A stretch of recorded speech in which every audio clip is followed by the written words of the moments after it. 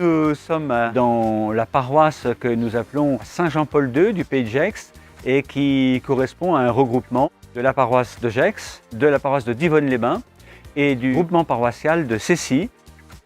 Au fil des années, il s'est dégagé que le centre paroissial serait à Cessy, où il y aurait donc l'administratif et les principales réunions.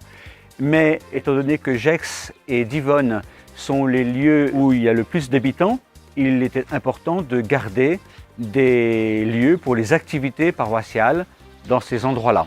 Et donc ici à Gex, nous nous préparons à ne plus avoir l'administratif, mais à avoir les locaux pour des rencontres pastorales. Et nous avons là deux bâtiments qui sont à toute proximité de l'église. L'un qui actuellement sert d'habitation, où il y a des salles de catéchisme, mais c'est un bâtiment où il n'est pas possible d'envisager les normes d'accessibilité pour les personnes à mobilité réduite et puis l'accueil du public en règle générale.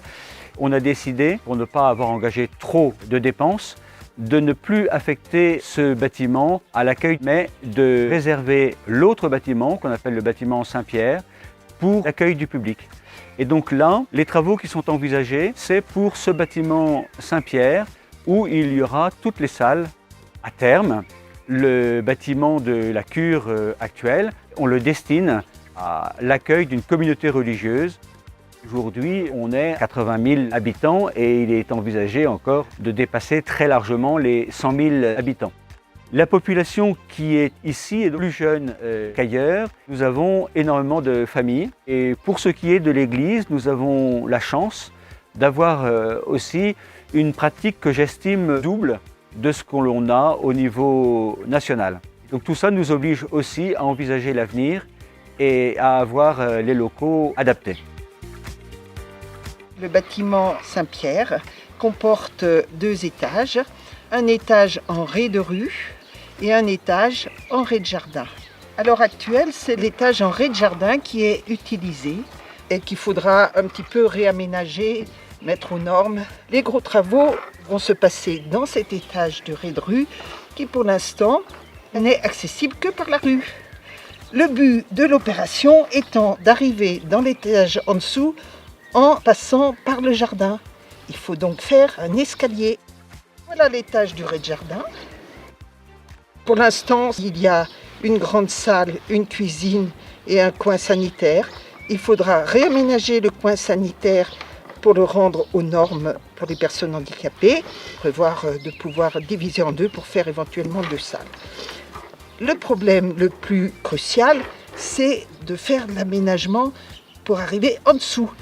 Donc, on va faire un escalier extérieur qui sera abrité et qui donnera une indépendance aux salles d'en dessous.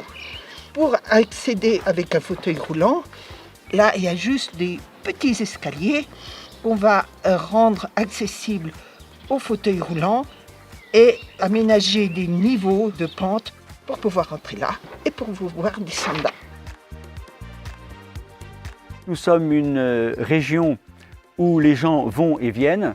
Il est évident que tout ce qui se fait ici a un impact aussi à l'extérieur parce que des gens qui sont passés par là arrivent dans d'autres paroisses ailleurs et nous sommes conscients que les efforts que nous faisons ici contribuent à la vie de l'Église en règle générale.